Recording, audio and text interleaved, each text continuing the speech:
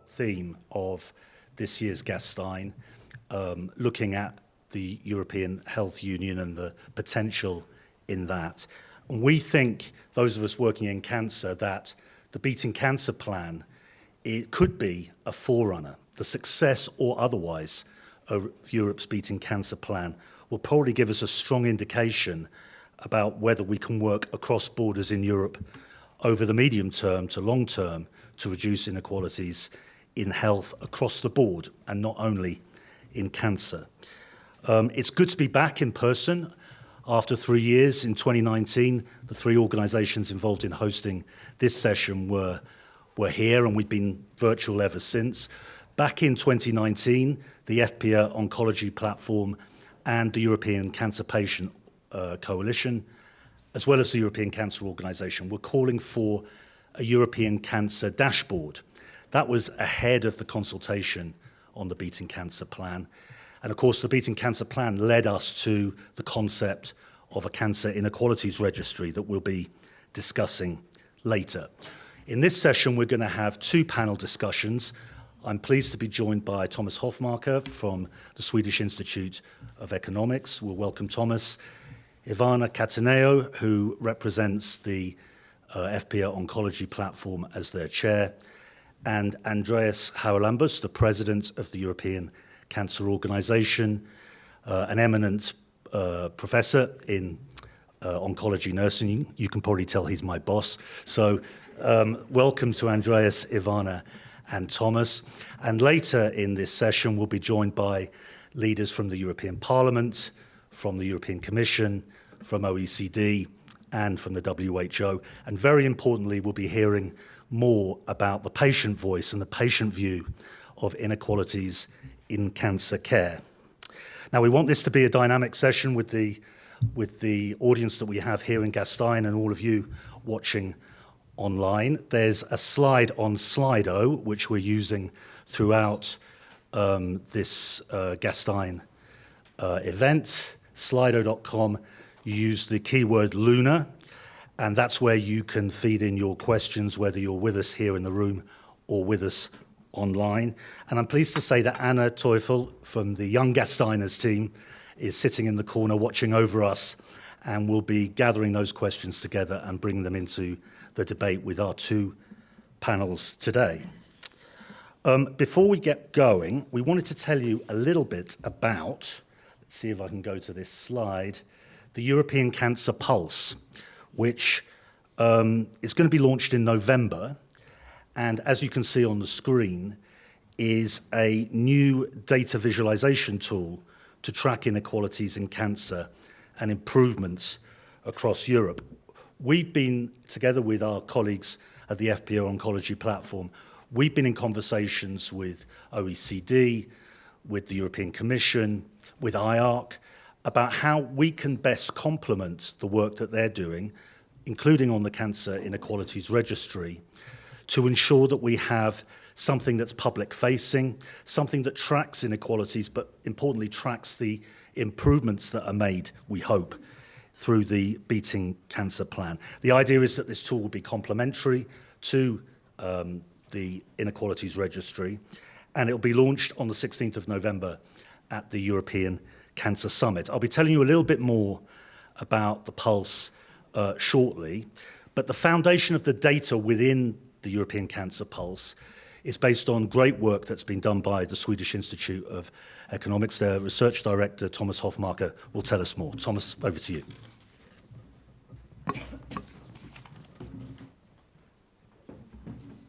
Thank you, Mike, for this introduction. Schönen guten Morgen. Good morning, everyone. It's a great honor to be here today. So my name is Thomas Hofmarker. I'm a health economist at the Swedish Institute for Health Economics. And I've been doing research on cancer and cancer policy in Europe for almost 10 years now. And I'd like to start my presentation by reminding ourselves why the fight against cancer is so important. So between 1995 and 2018, the number of new cancer cases in Europe has increased from around 2 million cases to 3 million cases per year, a 50% increase. At the same time, the number of deaths has increased by 20% from 1.2 to 1.5 million deaths 20% is less than 50%, so we actually see from that already some improvements that have been going on during the past decades. So more and more patients are surviving cancer in Europe, and that's a great thing. But what this graph here also shows you is what would happen if we would stop fighting cancer. If we would stop fighting cancer, then purely our expected demographic development, our aging populations in Europe will drive up the number of cancer cases to 4 million, almost 4 million by the year 2040, and the number of deaths to 2 million. And we don't want that. We don't want to get there, so we have to do something. And I'd also like to put these numbers a little bit into perspective. That's done in the box to the bottom right. So here it says that almost half of us will at some point in our lives get a cancer diagnosis, which is why cancer is so scary to so many people.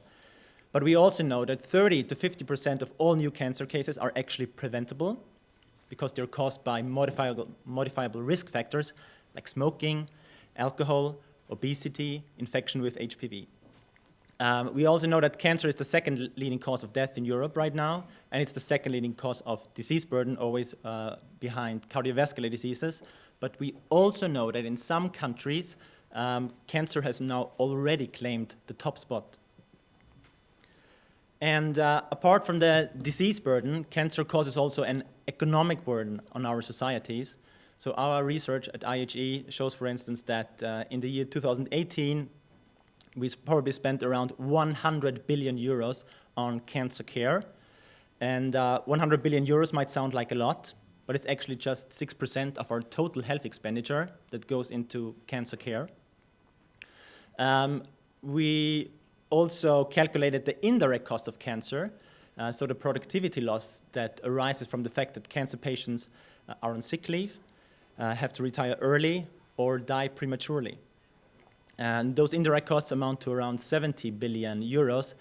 They have been decreasing over time slightly. That is due to the fact that survival has become better over the past few decades. There's also informal care costs. They're more challenging to estimate, but they amount to around 30 billion euros. So the total impact of cancer on our societies, around 200 billion euros per year. So apart from, I hope that you understand now that the fight against cancer is important, but what's also important is to tackle cancer comprehensively. So we need to focus on the 4 key areas of cancer control. Those are the circle on this graph here. So that we need to focus on prevention, early detection, which includes screening, on diagnosis and treatment, and on survivorship. But we should also not forget the aims of cancer care. So we want to reduce the risk to get cancer, and we want to improve cancer survival and the quality of life of patients. So that's why I added this box at the top saying contextual factors, the burden of cancer. We want to reduce the burden of cancer. But we also want to reduce inequalities, and we want to support research and access to innovation, because without access to innovation, we won't see any more progress in cancer care. And that's why there's this second gray box at the bottom, where we say it's also important to think about cancer governance, about how much we're spending on cancer care, and about having good and appropriate data on cancer care. And data is really important. We really need to start measuring and assessing cancer care. We already can measure a lot, and on this slide, on the left, I'm showing you some examples of inequalities in cancer care in the EU. So, for example, the 5-year survival rate for breast cancer ranges from 89% in Sweden to 74% in Lithuania. The HPV vaccination rate among girls, 97% in Malta, but only 2% in Bulgaria. It's crazy. Same thing for screening rate for breast cancer, 95% in Sweden, which probably explains why Sweden also ends up at the top when it comes to the survival rate. Only 9% in Romania, access to new cancer medicines, 100% in Germany, 15% in Latvia. So enormous inequalities in the EU. The European Commission, as Mike has said in the introduction, already attempts to showcase some of these inequalities in its European Cancer Inequalities Registry. Don't worry. So that's the numbers are stunning, right? So shocking. yeah. So this Inequalities Registry is a website. You can go in and see some of these inequalities. And this registry, it's part of Europe's Beating Cancer Plan. The plan was launched in February last year, and it's a great accomplishment. This plan, I love it. It's very ambitious also, with 10 flagship initiatives. But my concern with Europe's Beating Cancer Plan is really that even though we have these ambitions, healthcare policy and especially healthcare provision is the exclusive competence of the member states. So in order to achieve these ambitions, reach these goals that the plan sets out, the plan also needs the buy-in from the member states. And there are two positive examples that I want to highlight. So both Romania and Czechia launched new national cancer plans earlier this year in reference to and modeled on Europe's Beating Cancer Plan. That's great, but those are only 2 out of 27 member states, so we would like to see 25 more member states doing the same thing. We at IHE, and I think also ECHO, FPA, and ECPC would agree that we believe in this notion that what gets measured gets done. So in reference to the slide that I showed you before with these 4 key areas of cancer control, so these 4 circles, if you remember, and these 2 gray boxes, we have done some systematic research at IHE in collaboration with Professor Niels Wilking from the Karolinska Institute in order to systematic work in order to pin down what do we ideally want to measure when it comes to cancer care and what we can measure already currently in terms of quality of cancer care in Europe. So in the column that says measurable, you see there's lots of green color. Green means we can measure things. There's also a longer version with a bit more indicators that are red, but I just couldn't fit them onto this slide. And this slide also shows you a comparison with what is currently in the Commission's Inequalities Registry. You see that it's quite slim in some areas.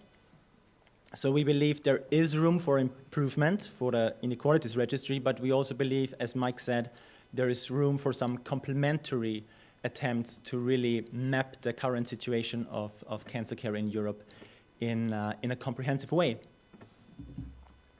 So in conclusion, I believe it's really high time to systematically measure and assess the quality of cancer care in Europe with relevant indicators.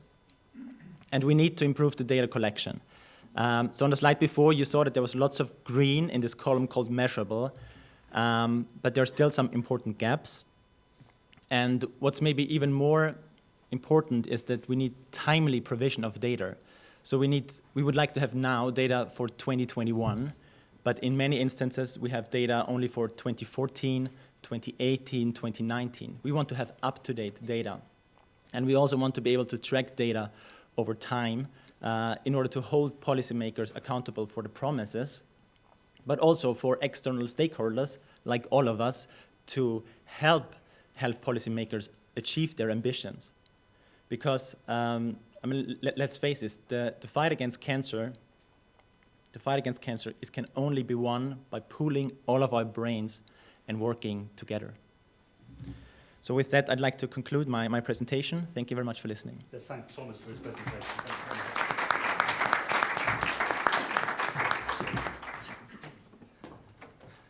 I'm always struck by Thomas's passion for the subject when he talks about this, and I thought what you were saying about HPV vaccination alone, mate, was huge. And this is the reason that we want to do this. This is meant to be a complementary effort by our European cancer community to support the work on inequalities. We will be using data in the Pulse that will not be available in all 27 EU member states. And if we go to this next slide, let's go back one. You can see a little bit more about the European Cancer Pulse and the work that we'll be doing together, and we'd love to get your feedback and contribution. It was inspired in a way by something we did during the COVID period. We had a campaign called Time to Act, and you can see more on timetoactcancer.com, we had a data navigator there. And that's being enhanced all the time. In fact, it'll be upgraded next month with data from 29 countries, 29 European countries, and categorized by tumor type as well for the first time in one place. It's a public-facing tool with data on the impact of COVID on cancer. And it inspired us to do something similar on inequalities generally. So it's an interactive map that includes data from the whole of the European Union, the European region, not just the EU 27. And the data is divided and subdivided in different ways. It will be divided by the cancer pathway, the burden, the whole pathway of the Europe's Beating Cancer Plan in terms of prevention, screening, early detection, diagnosis and treatment, as well as survivorship and quality of life issues, as well as patient access, cancer research, and national cancer policy initiatives, as Thomas was talking about earlier.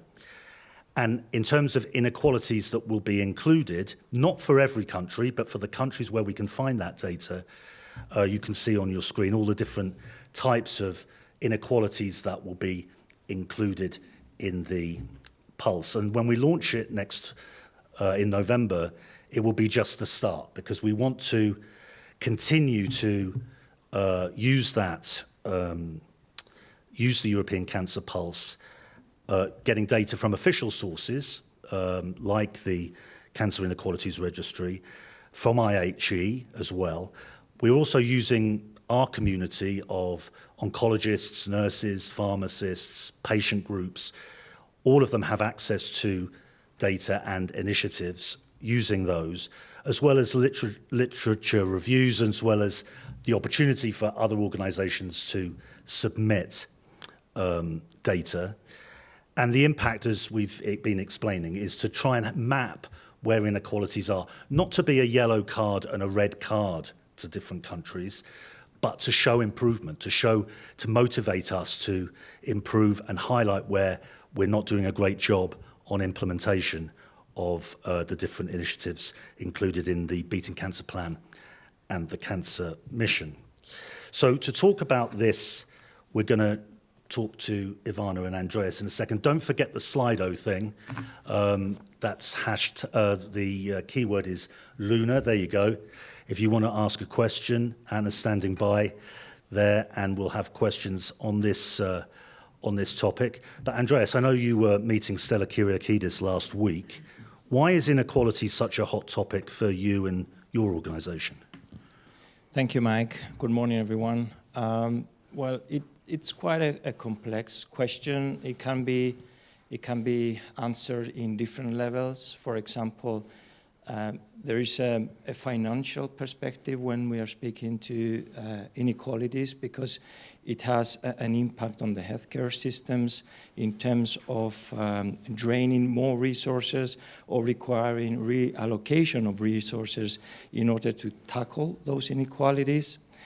If we are speaking from an institutional point of view, we do know that inequalities can jeopardize the implementation, for example, of the EU Beating Cancer Plan, because we will be failing to meet the expectations and the targets set by the plan and the Commission.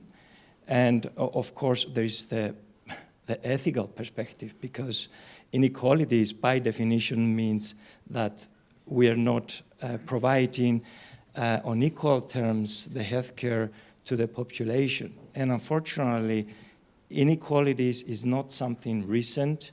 It has been out there. It started to be recorded since the 80s. I mean, one of the first reports on inequalities was in the UK, and it was actually called the Black Report, putting and placing emphasis on these discrepancies in health delivery, and those health discrepancies impact the country as a whole, because inequalities do not happen in a social vacuum. Those experiencing inequalities sooner or later, through a chain reaction of events, will also influence the others. So in a nutshell, I would say that it is a complex issue that needs the proper attention. And Ivana, from your perspective? Yes, thank you, and good morning and welcome to everyone. Inequality matters. If I think to our vision within the FP Oncology platform, we have to work towards eradicating inequality. Our vision there is that every cancer patient in Europe can have access to the care they need, and all our work goes in that direction. And that's why inequalities or tackling inequalities for us matters. The inequalities pose a tremendous burden on the individuals, but equally they affect our society and our economy. It's material, beyond the burden to the single person. Just imagine that the healthcare costs linked to inequality, they impact our European GDP of something like 9.4%, and I'm looking at Thomas, you can confirm. Conversely, and there is always a good news in life, if we would be able to reduce the gap in life expectancy by 50%, there as well, we would have a positive impact on the European GDP in the range of 4.3%, something like that. So we have a case. We need urgently to act against inequalities for the burden they represent on individual, but also for the burden they represent on society. And we can start from cancer, because as we heard from Thomas this morning, cancer is responsible for 1 out of 4 deaths in Europe. It's the second leading cause of death after cardiovascular, and unfortunately, if we don't do anything, it is projected to be the leading cause. So that's something really we would not like to see, happening. At the same time, we know that 40% of the burden that this disease poses can be tackled, can be preventable in a way if we work with timely access to screening, to diagnosis, to treatment, to care and cure.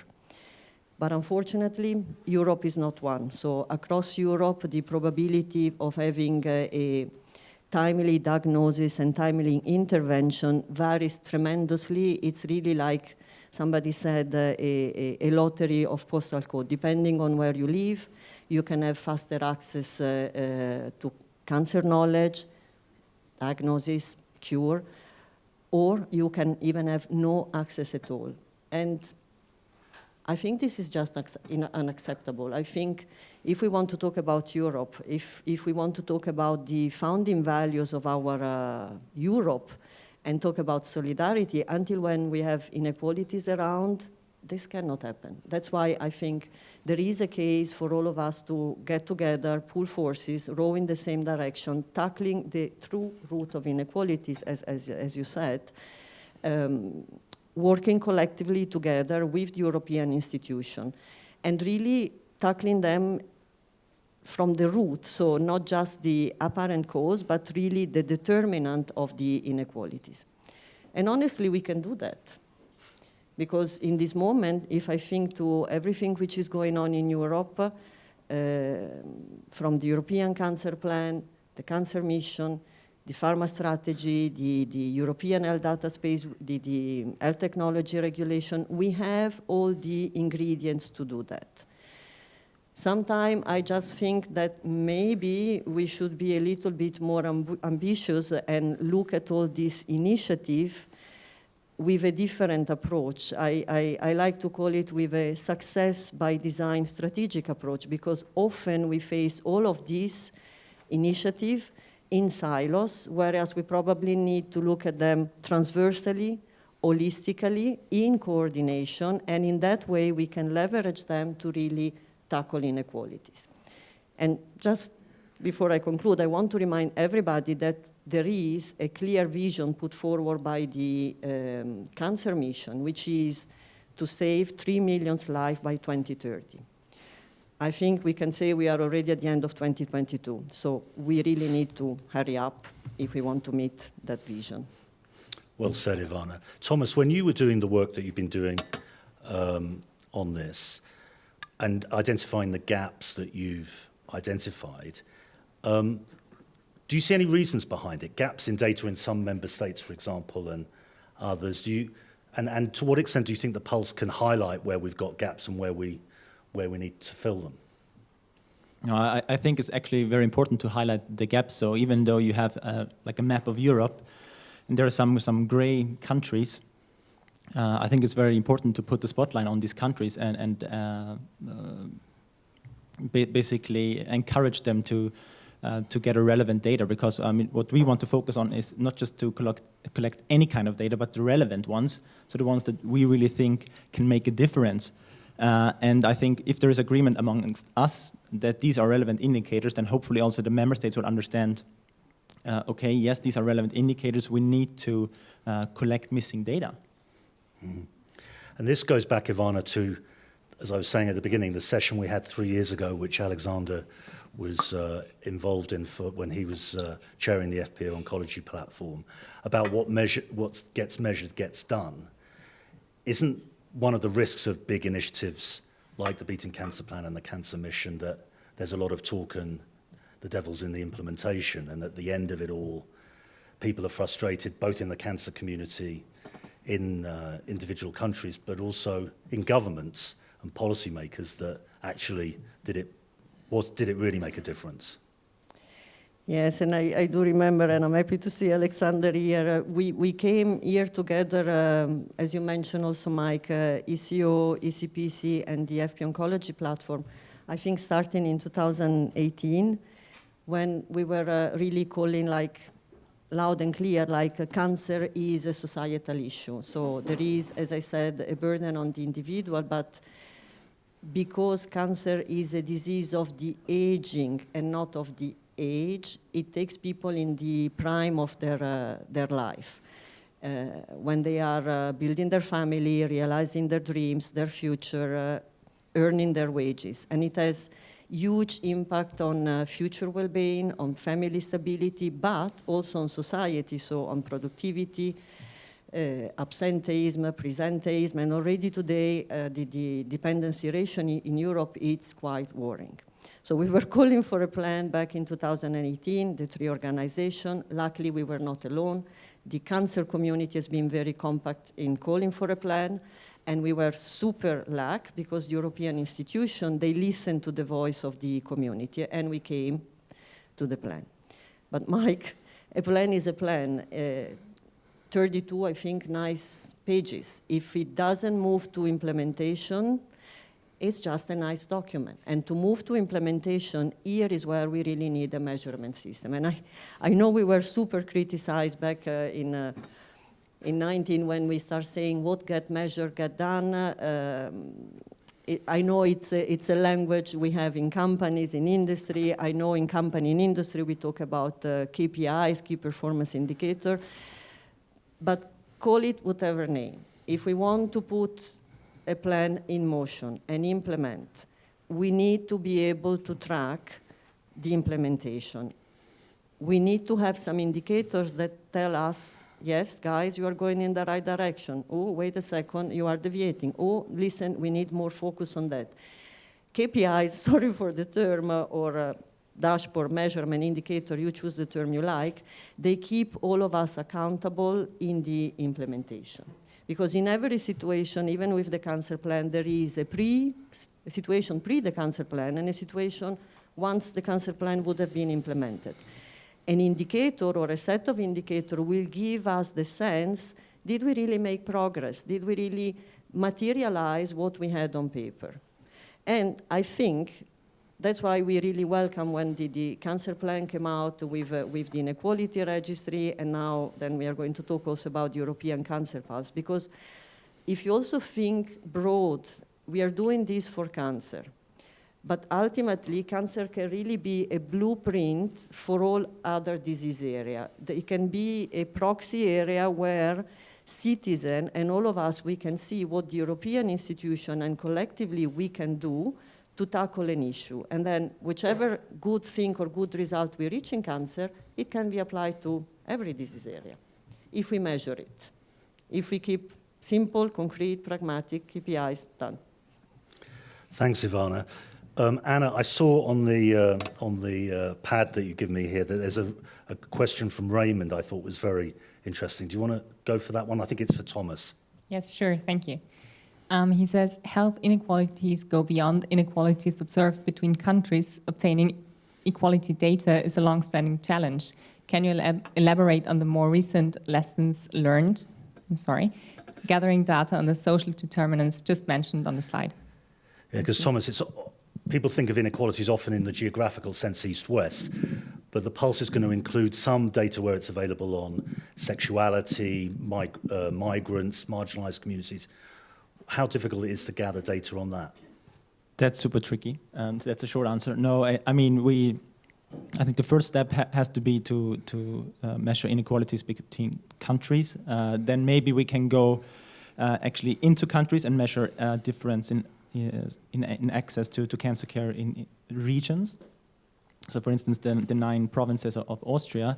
But then when it comes to individual determinants, maybe age is possible, sex, of course, is probably also possible in many instances. But then other dimensions, for instance, migrants' access to good cancer care, that's very tricky to measure because I've never seen it actually, because we would need to start really bringing in essentially a new variable into our data system that tells you this is a local citizen and this is a foreign citizen or one that is born abroad. We don't do this currently. Just to add to Thomas is saying, in terms of the immigrants population, there are studies in terms of access to screening programs, and obviously the studies show clearly that these marginalized populations have much less access compared to local population. So, but like you said, the evidence is not strong enough and do not cross borders in a sense for now. Thanks, Andreas and Thomas, and thanks, Raymond, for your question. Don't forget you can join the conversation on Slido using the keyword Luna, and let us have your questions. Andreas, you represent an organisation with oncologists, nurses, pharmacists, and patient groups. To what extent is the inequalities issue strategically important during this period of the implementation of the Beating Cancer Plan? Well, within the European Cancer Organization and its strategy, inequalities hold a prominent place. For example, in our strategy since 2020, when we reformed the strategy of the organization, we have a specialized network of people and member societies emphasizing and placing efforts in tackling inequalities across the cancer care continuum. It's called the Health Inequalities Focus Topic Network, and this network is active on the ground, but also on policy level. And as early as 2020, our network has launched a report, It Can Be Done, Beating Inequalities in Healthcare, introducing specific steps and issues that policymakers both on the EU level but also on a national level could focus on in order to facilitate tackling inequalities across the continuum. But also the European Cancer Organization strategically moving actually to the implementation of the plan, aspects of the plan. And this is the reason why we believe that the European Cancer Pulse is necessary, because it complements the EU Inequalities Registry, which, realistically speaking, will only be collecting data from official registries, and it will only demonstrate and reflect on data comparable within the member states. So a lot of data, as Thomas already mentioned, as Ivana and Mike mentioned, a lot of data will remain unrecorded. And at the end of the day, inequalities is not just geographical comparisons. Okay, it might be difficult, but our organization has developed a ground intelligence network, also as a result of the recent Ukrainian war, but also as a result of the COVID pandemic. So we have the tools to collect those data in order to build a more comprehensive picture of inequalities across Europe and not just in the EU of 27 member states. Thomas, there's a couple of questions there that we've seen coming in about patient experience and patient reported outcomes. Where does that fit into the data that is available on inequalities? Yes, so that was one of the red areas, unfortunately. So we're really lacking good and comparable data on patient experience, quality of life. There are, of course, some bits and pieces, but it's nothing that is available systematically. Also, so another question on access to biomarker testing. For that, for instance, we have more systematic data, so that we can measure. But when it comes to the patient experience, I believe we need to do a lot more. And Ivana, there's a question here from Tillman, I saw from MSD, about how do we turn the European Cancer Pulse away from being a yellow card, red card scoring system which punishes or appears to punish individual countries towards an encouragement, towards a proactive but supportive encouragement to reduce inequalities? Yes, and thank you for the question, because the intention of the European Cancer Pulse has never been to be an antagonist of the Inequality Registry, first of all, and has never been to be a yellow-red card, as you said, but more really a tool to say, listen, are we focusing on the right things? Are we really tapping into the knowledge which we collectively have?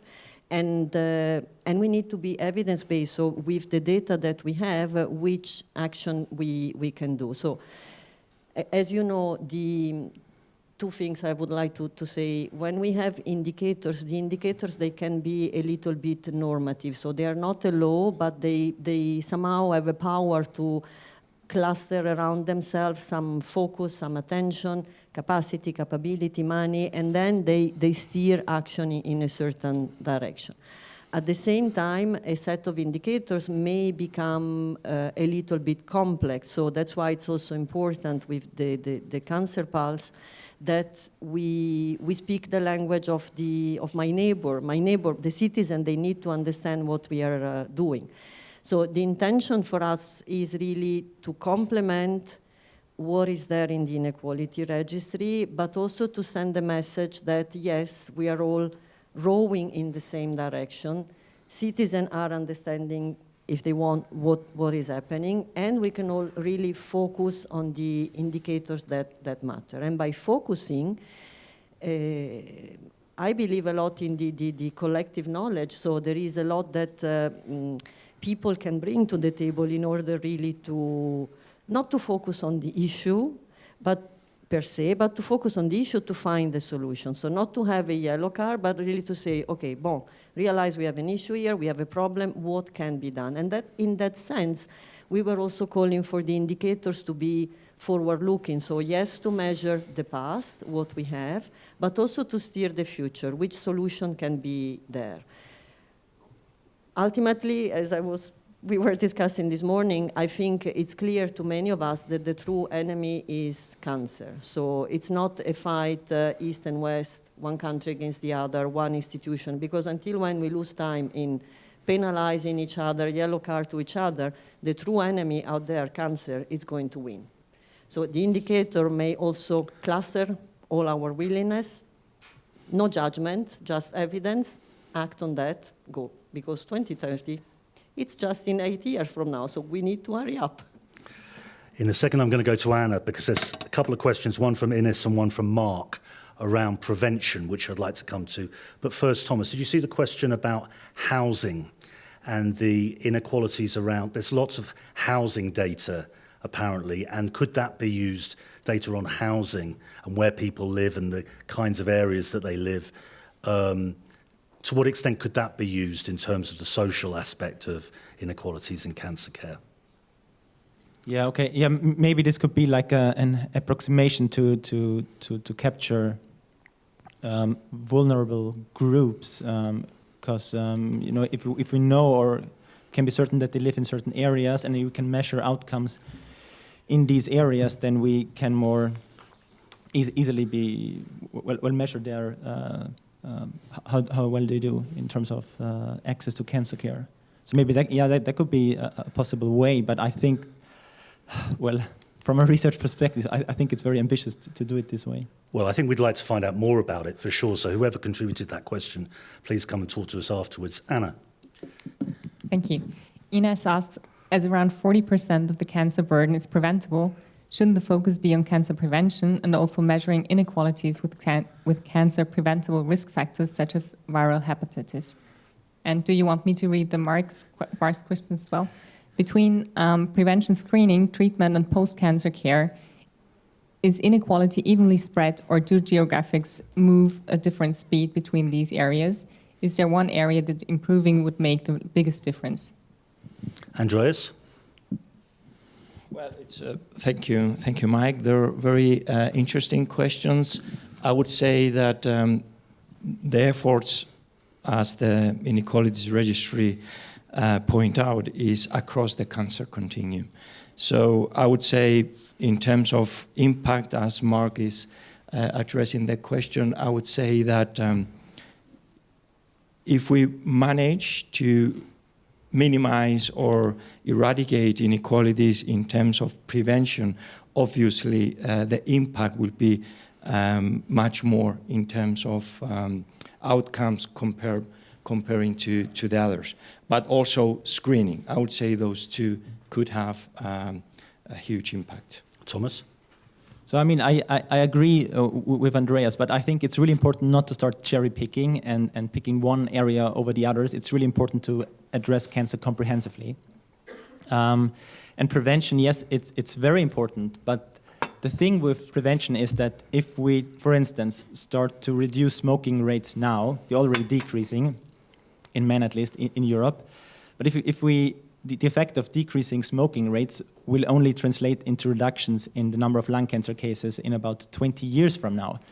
Because a smoker that is 35 years old will not get cancer when he or she is 36 years old, but when he or she is 55 years old or 60 years old or 70 years old. So we have to consider this time lag. But this also means that we really need to invest in prevention now as much as possible, but realizing the effects of that will materialize in 10, 20 years from now. But during this time, we should not forget about the cancer patients that have cancer right now. So only focusing on prevention doesn't make sense. We need to focus on those patients that have cancer right now, improve diagnosis and treatment and survivorship. Thanks, Thomas. Final word from Ivana before we go to our guests who are standing by. I just wanted to pick up on this point on prevention, which is super important, and thank you, Thomas, for underlying the fact that we need to act on the entire continuum. I like numbers, as you may have noticed. 40% is preventable. To me, always sound like 60% is not. So to me, if we want to succeed, we need to work also on the 60%, so we really need to continue to work on research, on bringing innovation to Europe, on keeping Europe at the forefront of innovation, because we are talking about inequality within Europe, but there is the serious risk that Europe is losing ground compared to other parts of the world. And that will not make me happy, because I am a European citizen. I don't want to have inequality already at the start, before even our regulator access intervention that are coming to Europe. We need to continue research, because unfortunately for cancer, there is a genetic origin. There is a lot that we don't understand collectively yet. So we really need the institution to help us maintaining high the bar on research, maintaining high the flagship that Europe has as a global innovators. What a link, mentioning the institutions, Ivana. I could count on you. So let's go live to our policymaker and expert colleagues who are joining us. They don't look so live there, but I think we're going to go to them live. There you go. I can see John, I can see Caroline, I can see Andre smiling, and I can see Sarah getting ready. Hi, Sarah.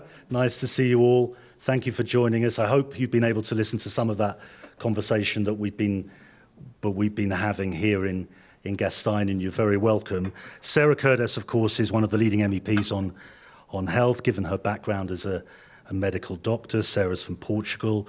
John Ryan is Deputy Director General at DG Santé. Caroline Berchet, some of you haven't maybe met before. She's a health economist at OECD, and now she is leading the work for OECD on the Cancer Inequalities Registry. And Andre Ilbawi leads for the WHO on cancer around the world. So you're all very welcome, a distinguished panel joining us here.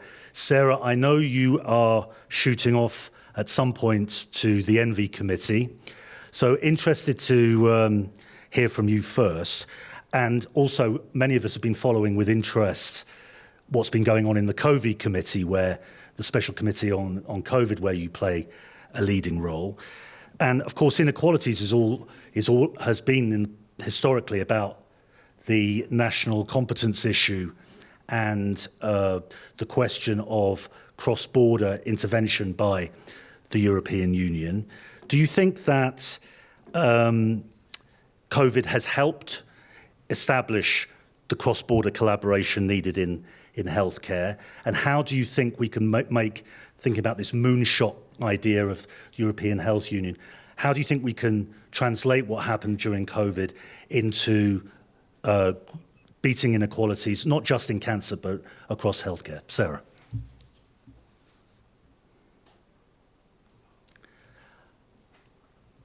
I don't think we can hear you, Sarah. Let's just see if that's you or us. Of course, I tried to start without the unmuted microphone. Sorry. No worries, Sarah. Welcome. Good morning, everyone. It's such a pleasure to be here with very interesting discussions. I tried to follow a bit the previous panel. It's indeed a pleasure to be here and speak a bit more of how can the EU advance tackling inequalities, and especially the impact of inequalities on cancer and cancer care. We have that a pre-COVID and post-COVID EU for health. And for you to have an idea, and John Ryan is here, will not let me lie, the financing for the EU health program before the pandemic, the proposal was 500,000 euros. And this during the pandemic has been raised to almost 10 times fold. What does this mean? It means that we raised the momentum, again the momentum, about the true importance that health has in our societies. And we managed to do another thing, to clearly translate what is in Article 168. We know that through the treaties, health is a member state's competence. And that's what I heard when I started in the European Parliament in 2019. However, if we go deeply through the treaties, we know that provision of healthcare is a member state's competence. However, protection of public health is a shared competence between member states, the 27 countries, and the European Union. And this is where we can play an important role. This is how we advance the report here from the Parliament on the European Beating Cancer Plan, which was a reaction to the important plan that the Commission introduced. And this was only possible because of the biggest health emergency in the last century that hit the whole globe. This was only possible with COVID. So I think now we cannot lose momentum. We need to understand, and we must keep health at the center of our agendas, because how can we tackle inequalities to better streamline reducing inequalities? We have, through the different policies in the EU, we can have a role to take when it comes to health. If we have a health in all policies approach, we can understand that if we legislate, and the EU has competence on that, if we legislate on the quality of the air we breathe, on the quality of the water we drink, on the exposure to risk factors for instance, environmental risk factors, on exposure to other non-risk factors for cancer, such as regulating tobacco products, regulating substances that are harmful for the development of cancer. We all have competence on that, and this is where we can act in order to reduce inequalities. Of course, I can unveil more specific topics on this, but I think the most important part here is to understand that we still don't know, half of the risk factors that cause cancer, half of the causes of cancer are unknown. And I think as the EU as a whole, we have the tools to make better improvements on the research to understand what are the other 50% of risk cancers in order for us to then reduce those 40% avoidable deaths per year by cancer in the EU. And Sarah, for you as a leading parliamentarian, to what extent do you and your colleagues rely on data to shine a light on issues related to inequalities? To what extent do you make policy decisions and take positions in the European Parliament based on the data that's in front of you? That's a very interesting question, but I would like to comment that it's not only about the data. That data is of the utmost importance, but if the data is not translated into information and then into evidence and used for information, that's how we act, through the information part. Of course, we're very, very much looking forward to start working on the new European Health Data Space regulation. For instance, I would like to congratulate the European Cancer Organization for launching the Time to Act data tool, which is a really interesting data to see. And that's an example of how data can give us information in order for us to act. I truly believe when we are in a political role that we need to have the best evidence available in order for us to have the most comprehensive and tailored suited policies developed. So for me, it's a core center among the work that I develop in the European Parliament, to have good data that afterwards will be translated, of course, by scientists into better health information for us to get a clear photography or a clear video of what's going on at that moment in time and how we can better address, for instance, the different inequalities. And Sarah, sorry to pick on you before you go to the Envy Committee, but we're trying to get the best soundbites from you before you leave. To what extent will the success of the Beating Cancer Plan or otherwise impact on the future of the concept of a European Health Union? If the Beating Cancer Plan is a success, does that give us a greater chance on other health areas, for example in cardiovascular, to take similar initiatives in future parliaments? Yes, for sure. We're very much looking forward and following very closely on the implementation of the European Beating Cancer Plan. Why? As you know, for oncological diseases, the risk factors are shared by other non-communicable diseases.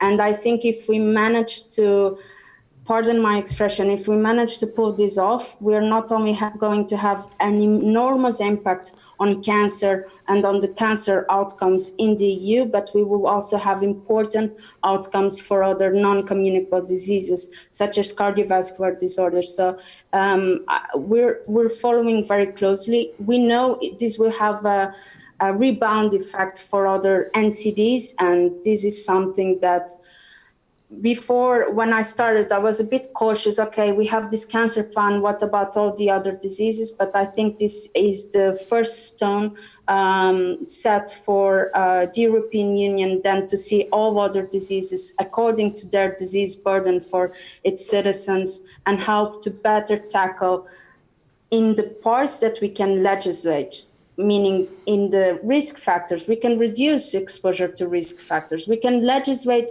in order to increase exposure to protective factors. We can legislate for people to have, or we cannot legislate on provision of care, but we can set some of the guidelines on what needs to be done in regards to prevention, in regards to treatment, in regards to follow-up, to right to be forgotten, for instance. This is something that it has already been a legislation in Portugal that I hope other member states can follow. And it's very important for an oncological patient to have that opportunity, the right to be forgotten when it comes to its integration in society. So just to unveil the potential of this plan in the EU health legislation. Sarah, thank you for joining us, and thanks for all you do, not just for the European cancer community, but across healthcare, speaking up for patients across and citizens across Europe in the European Parliament. Thank you, Mike. Thank you, everyone, for having me. Thanks, Sarah. Let's go to John Ryan now, Deputy Director General at DG Santé. John, of course, you've been following the inequalities questions for several years. I remember when I worked in cardiovascular, you talking on the topic. To what extent do you think informed evidence and collaboration can improve the policy response to the inequalities issues? Thank you very much. So my impression is that the Cancer Inequalities Registry is quite an innovative approach. I'm not aware that we have followed this approach in previous EU initiatives, so it's really something that we have been learning and doing. I would say it's really important as well to take account of the availability of data and not to invent data which would undermine the credibility of the tool. So one of the key points I would say in the Inequalities Registry is a focus on validated, accepted data rather than incomplete data sets, for example, because this will not give you the picture. And strangely enough, by the way, if you're missing data, it's likely to be in those places where the inequalities are biggest. So it doesn't really solve the problem to use data where there's a number of gaps on the map, but those gaps are in the places exactly where you want to have data on. So I would speak in favor of trying to encourage member states and organizations to contribute to the inequalities tool, but in the sense of encouraging regular survey data, regular collection of information which is comparable and is solid, because you're really undermining your case if you start using data which is incomplete. Second point is there was a reference made to patients' experience, and I just wanted to mention that with the OECD, we're working on a major, I don't want to steal Caroline's lines here, but we're working on a major project which is called PARIS. It's a survey of patient experience and feedback. And during the Health Committee of the OECD, very soon we'll be hearing the first results from the pilot project. Now, the OECD is not the EU in the sense that the OECD is a collection of countries with high GDP and well-organized health systems. So the European Union has a more variable setup, I would say, and therefore we would need to see whether the Paris initiative on patient recorded experience is something that we could scale up at the European Union level, but that's really why we're supporting it, just to see this approach. Third point is in relation to the cancer plan. Now, there were a lot of remarks made about, not having enough data to measure the inequalities. I would say, and repeat a point that has just been made by our colleague from the European Parliament, many of the items in the cancer plan are actually of a legislative nature. And therefore, it's not really a question of measuring the inequalities, but measuring the implementation of that legislation. I mean, I don't want to go over the list again, but we have regulations on air quality, which will have an impact on, as we know from the recent conference in Paris, there's a close link there between air quality and cancer. Carcinogenic substances in the workplace, everybody has to go to the workplace. So why is there is a European regulation on carcinogenic substance in the workplace? Same with tobacco.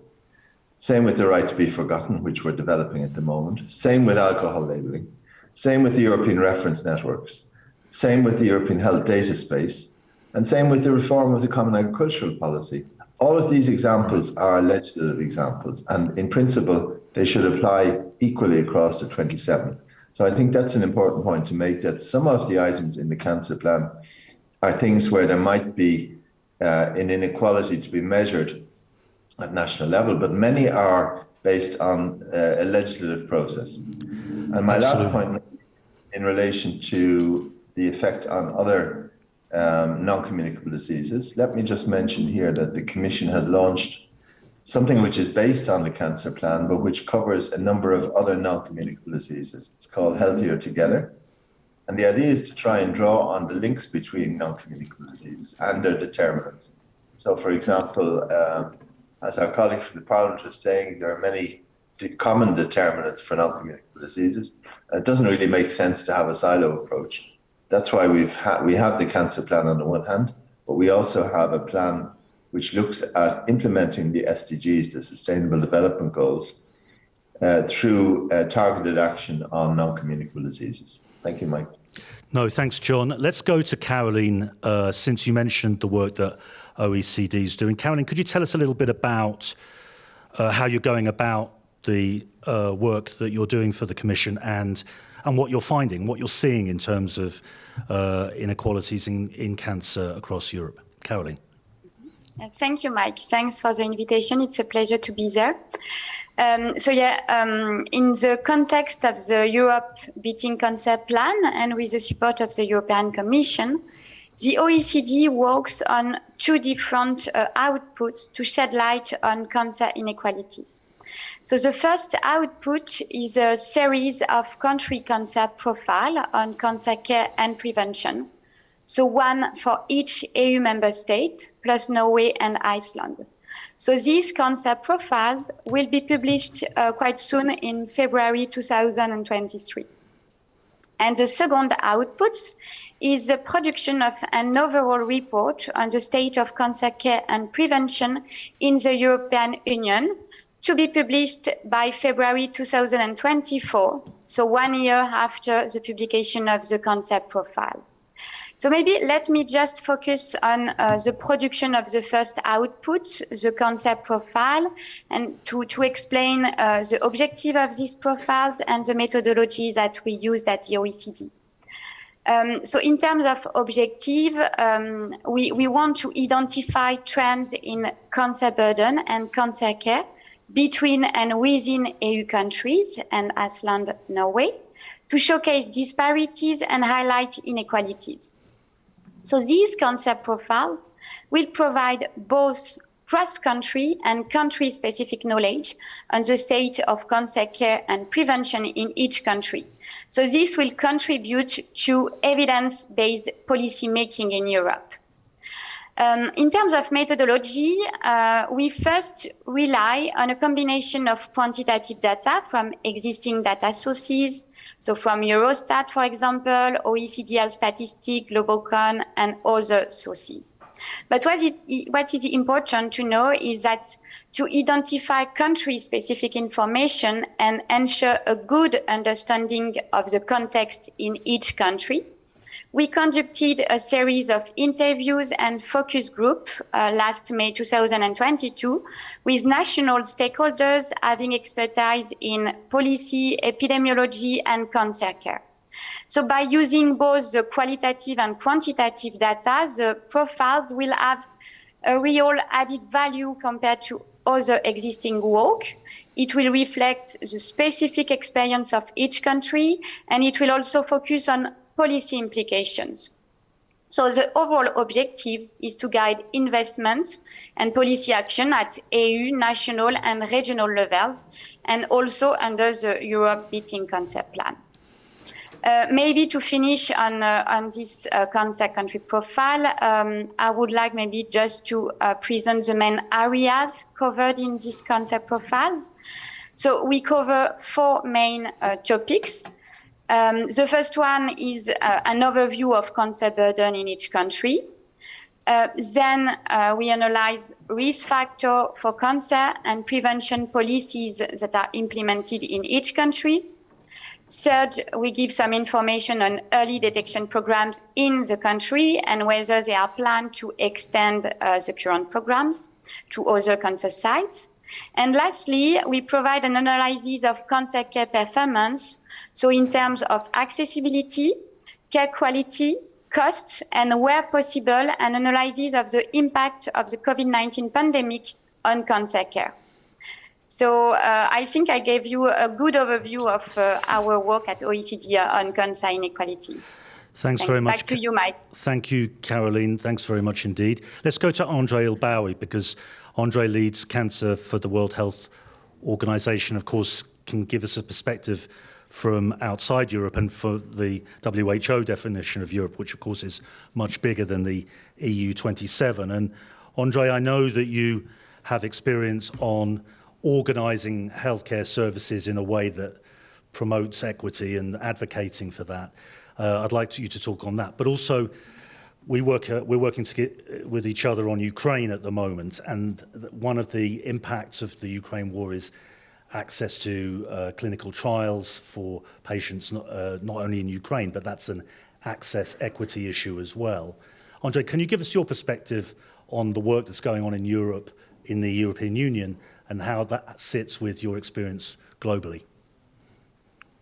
Thank you, Mike, and really thank you to the European Health Forum and the organizers for putting together such an important topic.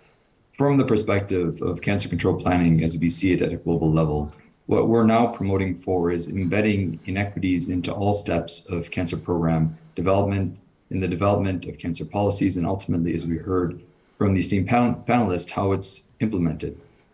Because in fact, every action that we take in cancer control programs has an implication on equity. The example you bring up, Mike, is a very good one, service organization. As we look at how we organize cancer centers, how we credit and how we regulate them, in some situations, we may in fact exacerbate inequalities with the intent to improve access to high quality care.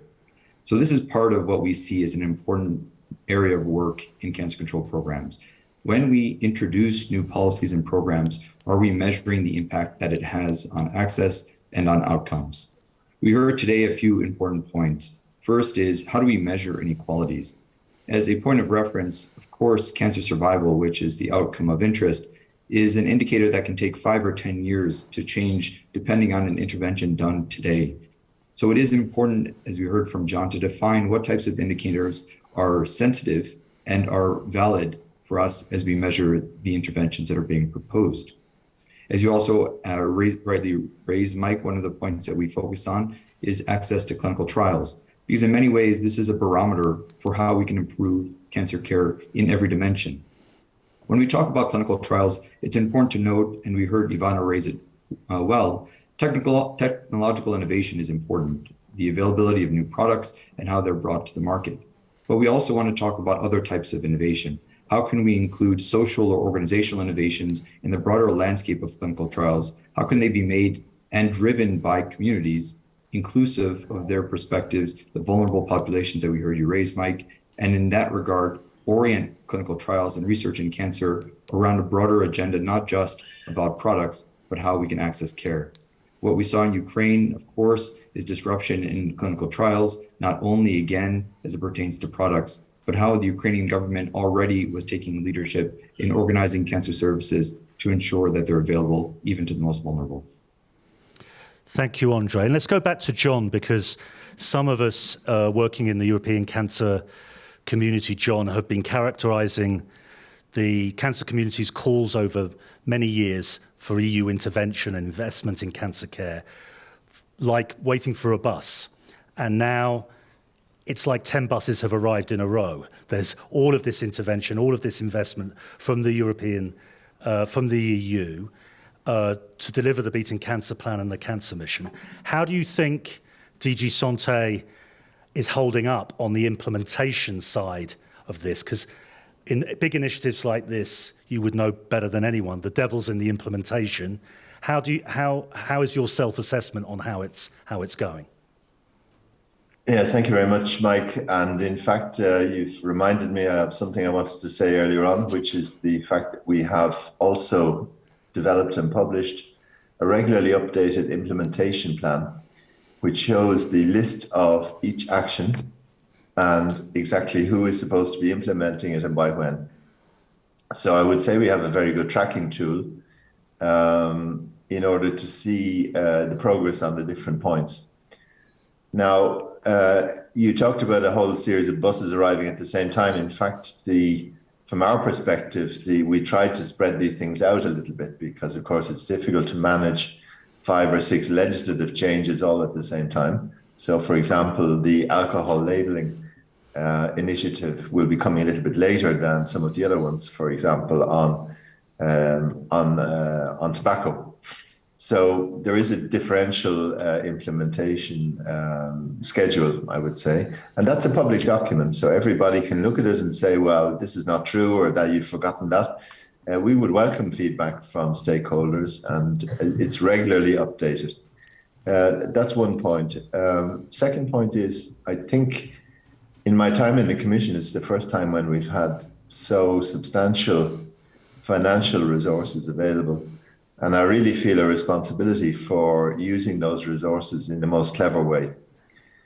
I would say there are 2 main blocks where this financial resource would be used. The first, of course, is in relation to strengthening of health systems following the COVID outbreak. So we saw, of course, that society is very weak in terms of a situation where our health systems are not capable of preparing and responding to a major cross-border threat. And therefore, a lot of the money which has been allocated to the health program is allocated to strengthening of health systems for cross-border threats, including a new initiative on procuring medical countermeasures, the so-called Health Emergency Response Authority. So making sure we have vaccines when we need them, in other words. But the other major initiative for which 4 billion euros has been allocated is the cancer plan. And we've also taken money and support from the Horizon Europe program, where we have the Cancer Mission, which is a similar set of initiatives on cancer research in particular, which go hand in hand with the cancer plan. And then finally, I would mention the fact that we have the Recovery and Resilience Fund, which is the first time that the European Union was enabled by the Council to create borrowed funding. And just to mention there that 4 billion euros for the Europe Beating Cancer Plan, 40 billion euros already spent in the member states on healthcare reform. So 10 times more than we're spending on the health program, on the cancer plan, we're spending on strengthening of our health systems. These all go hand in hand, and looking at the cancer plan on its own, I think is reducing the importance of the investment that's being made. Thank you, John. And we're going to hear the perspective of patients in a moment, John. But before you go, I hope it's not rude to call you a veteran of DG Santé, if you're still there. You haven't walked off, John, when I've said that, have you? No, you're still there. Okay. What do you think about this whole conference in Gastein is all looking at the question of moonshot and European Health Union? You've been around the block. You've seen different commissions come and go. What's your take on how likely progress will be made on the European Health Union in the coming decade? Well, we've seen that the European Health Union has reinforced already the 2 agencies, the ECDC and the European Medicines Agency. In a few days, the cross-border health threats regulation will be reinforced substantially. And finally, we have the part dealing with HERA, which is the Health Emergency Response Authority. So we have, I would say, accomplished a certain number of new tools. And as Jean Monnet, who is the founder of Europe, the European concept, shall we say, he said that Europe is built on crisis. I'm translating that roughly from French, but it's quite true that looking back, crises are very often an occasion for Europe to move forward, because I think people recognize in a crisis that we work, if we work closely together, we can achieve something. And you are chairing our group, for example, Mike, bringing together all the NGO groups on Ukraine and health. And I appreciate that very much, because this is a way we can federate not only our member states, not only using our budgetary resources, but also bringing all the NGO community together to support our situation in Ukraine. So I would say the European Health Union is something that's a little bit difficult to grasp hold of. There are some concrete elements and there's some less concrete elements. But I think if you take it all together, it's definitely moving forward. Whether I would call it a moonshot or not, I don't know, because that's an amazing. Well, thank you, John, for being so open, and to our other guests, to Sarah, who is now in the Envy Committee, and to Andre Ilbawi from the WHO and Caroline Berchet from OECD. We're very grateful for your time and insight and transparency. Now let's go to the European Cancer Patient Coalition, because Adela, you've been working on a survey of cancer patients on the inequalities issue that you'd like to share with us. Adela. Good morning, and thank you, Mike, for the introduction. Well, I would like to start by saying that the social inequalities in cancer have been actually defined for the very first time in the European Guide on Quality Improvement on Comprehensive Cancer Control, which was the outcome of the joint action on cancer, the so-called CANCON guide. And this initiative ran between 2014 and 2017, and the ECPC was also a partner.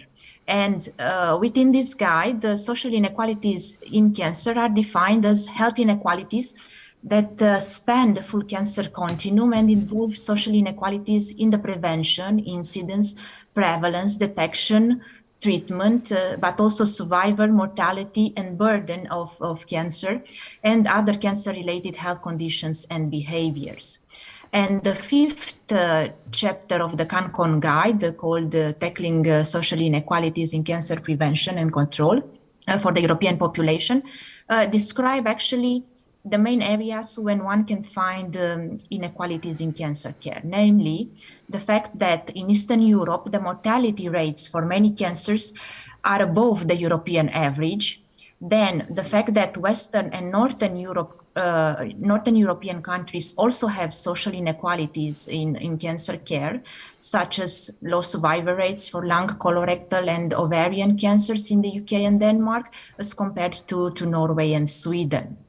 At the same time, the guide points out the fact that some European countries have inadequate access to surgery, to radiotherapy, and essential and personalized medicine treatments, and also that access to innovative treatment interventions are also inadequate in some European countries. So yes, inequalities are a fact at present. And here in this slide, I just added some concrete facts, some numbers about disparities in cancer screening across Europe, and why I chose particularly cancer screening. It's given the attention that cancer screening receives at the moment at the EU level with the revision of the screening recommendations. So what do we know is that the 5-year survival rate after treatment is about 52% in Eastern European countries, compared to 63% in Western Europe. Also, cervical cancer incidence and mortality rates in Romania are 3 times higher than in other European countries. For breast cancer, countries such as Bulgaria, Romania, and Estonia have the 5-year survival rate between 75-78%, while Nordic and Western countries have the same rate between 82 and 87%.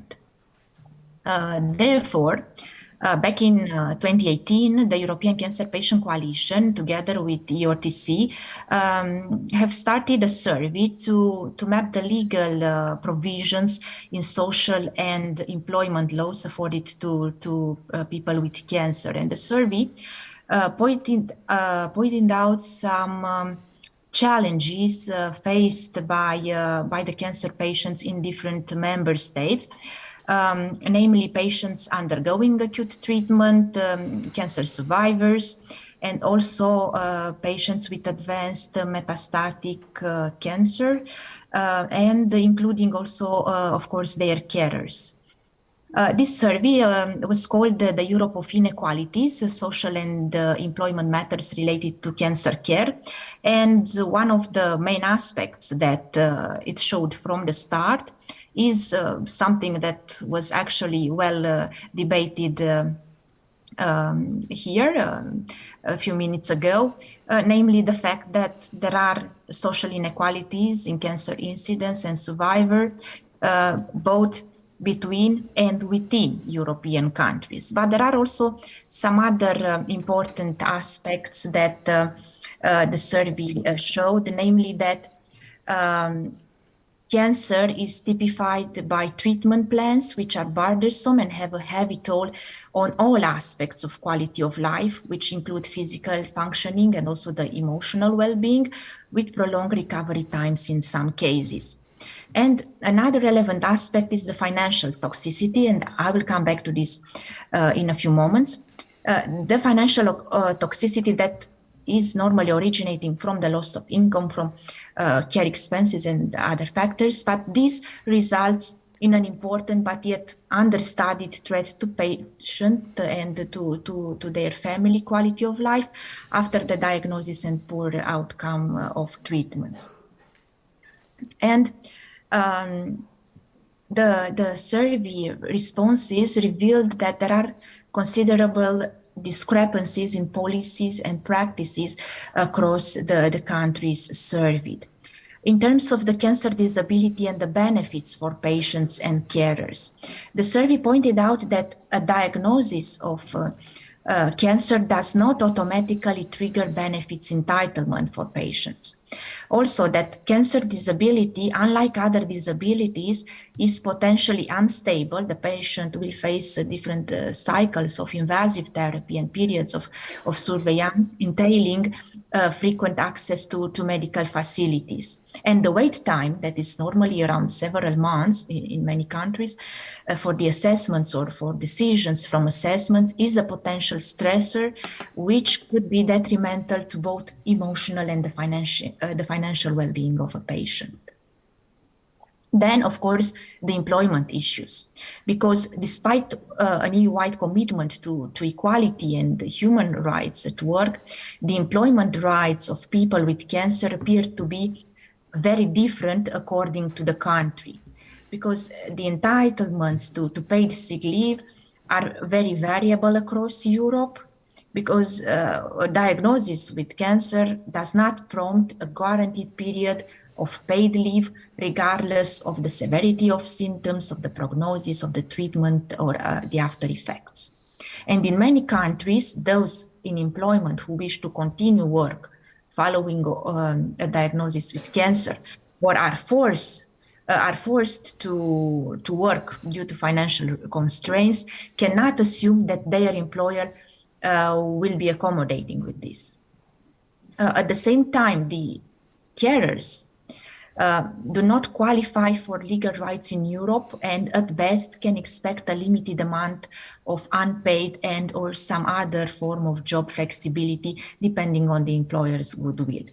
So the entitlement to flexible working arrangements for carers is not universal and may compel some individuals, unfortunately, to leave the labor market involuntarily.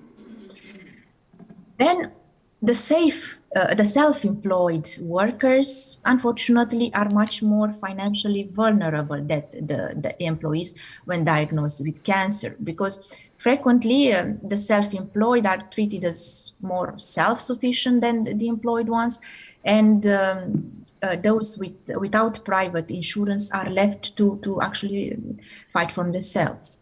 So some, in these consequences, in these circumstances, some may be forced to continue working when they are not fit enough to do so, or rely on disability benefits. So only few governments offer some support to those caring for a person with cancer. Regarding the pension rights, there is often some government compensation for periods of ill health, which unfortunately result in gaps when calculating pension contributions. And it's the same also for the carers, because only a limited number of countries offer some similar provisions for carers, but overall, carers of people with cancer can expect some loss to their pensions as well. And another very important aspect, as I mentioned earlier, is the financial toxicity, the financial discrimination against cancer patients and survivors. And this is an important project that the European Cancer Patient Coalition, Dr. Françoise Monnier, that is a member of our scientific committee, leads on this at the European level. What we know is that only in few countries, providers of financial products and services have a duty not to discriminate, but the extent to which compliance with this occurs is definitely uncertain.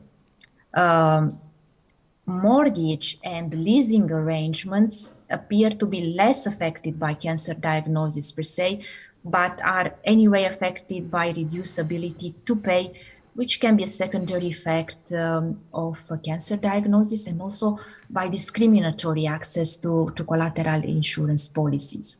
And the right to be forgotten law, unfortunately, is not yet well widespread, and it tends to apply in specific countries like France, Belgium, Luxembourg, the Netherlands, Portugal, and very recently also in Romania.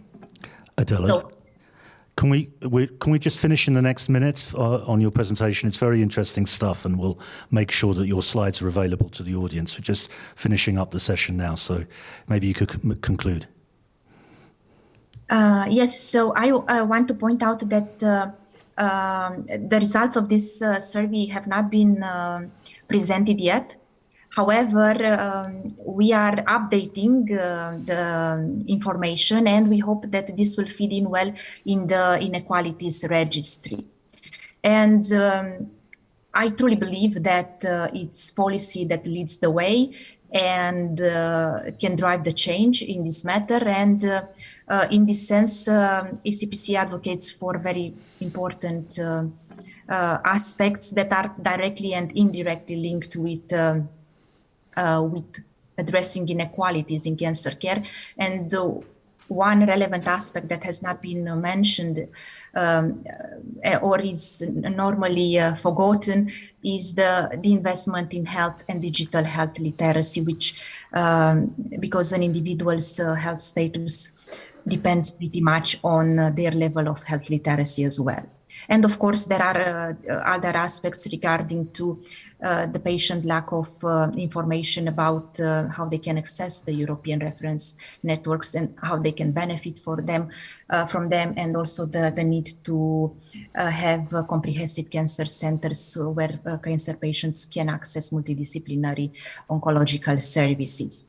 And I would like to conclude by saying that yes, inequalities can be tackled in order to make the EU a better place for the cancer patients. And we are talking about the EU where equality is and has been a value for a very long time. And with this, I would like to thank you for your attention. No, thank you, Adela, and very interesting information from cancer patients there. I'm going to ask the panel for a one-sentence summary on the issue, on what we've heard in this session today. I'm going to also ask the tech team to put up the final slide, if we can, on the European Cancer Pulse, which will be launched on the 16th of November. Andreas, let's start with you. Just one sentence? Yeah. Okay. But you're the boss, so let's make it two. Okay.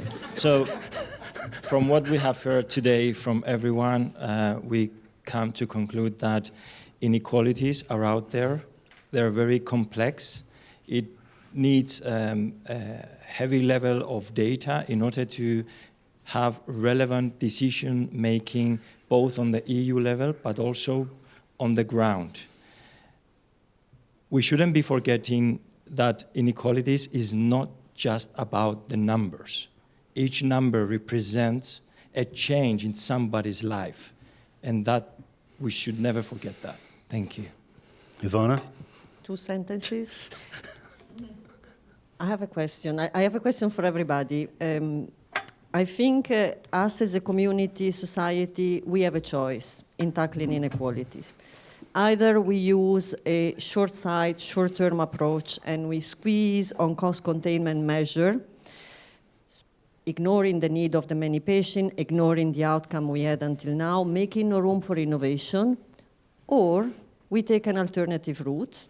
We leverage the cancer plan, the cancer mission, all the initiatives that are there in order to truly redesign and reconceive the way cancer care is there, again, as a blueprint for other areas as well, and really breaking a little bit the stigma. So innovation can make our system more resilient and more sustainable. Contrary to what everybody thinks, that innovation is creating the crisis, is creating inequalities. No, think about that. It's the opposite. And if you want to learn more, reach out, because we have several initiatives in the oncology platform going on in that direction. So think also in your own real life. Sometimes when we push the button on cost, the quality of what we have goes down. When we invest on quality, cost over term goes down. So think about how we can tackle inequality with a new paradigm and really making innovation at the service of solving the issue of inequalities. Thomas, you're not going to ignore me as well, are you? Go on. No, but I'll try to be brief. So I just want to reiterate what I said during my presentation. I think the provision of timely data is very important. With COVID, we were able to pull it off. We got daily updates on the number of diagnoses, on the number of hospitalizations, and when we started vaccinating, we knew day by day what is the vaccination coverage in a country. So somehow our health systems were able to pull this off, to use Sarah's expression. But we're not able to do this with cancer or any other diseases. I don't know why. I mean, we should be able to do this. So let's focus on that. And the other thing that I want to reiterate is the fact that the Beating Cancer Plan is great, but it needs the buy-in from the member states. We have seen this with the council recommendation on screening in 2003, on breast cancer screening, colorectal cancer screening, and cervical cancer screening. It took the region that I live in southern Sweden, 17 years until 2020 to implement or implement colorectal cancer screening. We're still rolling it out, so it's still not fully done, 17 years. Now we have received new recommendations from the Commission on screening, lung cancer, prostate cancer, gastric cancer. If it takes again 17 years to implement that, then we're already in 2040. We cannot afford this, not for the patients and for our society. A lot of commas there. Well, listen, thanks to our panel here. Thanks to Anna for keeping me under control and making my life easy with the questions. Thanks to all of you here in Gastein for joining us bright and early this morning. And thanks to you watching online. We hope you continue to enjoy the European Health Forum in Gastein. The European Cancer Pulse will be launched at the European Cancer Summit on the 16th of November during our Inequalities session at 9 o'clock. I'm Mike Morrissey from the European Cancer Organisation. Thanks for being with us. Bye-bye.